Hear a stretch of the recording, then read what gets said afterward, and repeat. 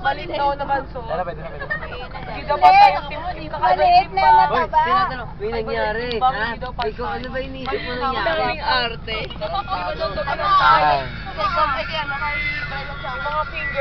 Ngayon, nandito po tayo sa Sanitary Landfill ng Laguna. Hindi pa kami pinapababa eh. Hintay pa kasi yung next bus. Next kami doon sa next. Ito yung bus na yan.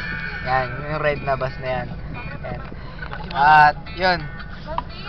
Sabi nila mabaho daw dito kaya kailangan ano kami, magdala kami ng bimbo. Ito, bimbo. Yan. Kasi hindi na baka dinagay yung amoy. Tapos after na to, pumunta na kami sa Boto Springs para maligo.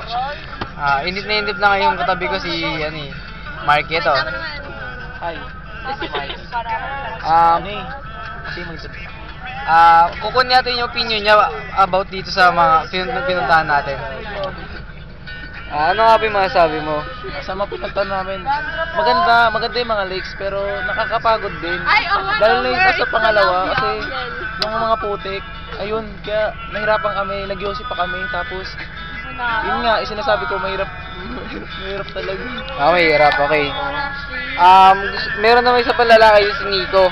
Tatanungin ko lang kung ano niya. Nico, ikaw, ano yung mo sa mga napuntahan ng lakes? Okay naman.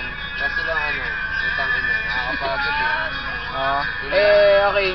Ngayon dito sa natin, punta natin landfill. Ano yung parang nyo, expression nyo dito? Parang ano yung nyo? Mabaho. Okay. Ikaw naman, Mark. Hindi ko pa pero pag bumaba kami siguro, mabaho siguro yan. Pero I know that our basura, di ba? Siyempre, wala lalagay yung basura natin, kaya kailangan ilagay talaga sa dump site para sa ating environment. Okay. Okay. Ngayon, tunghayan po natin ang mga opinion ng bawat estudyante ng Lyceum.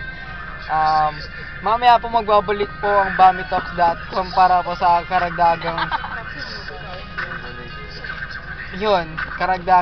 Detalye. Okay, detalye. Okay, salamat dito. Okay, magbabalik po ang BamiTalks.com.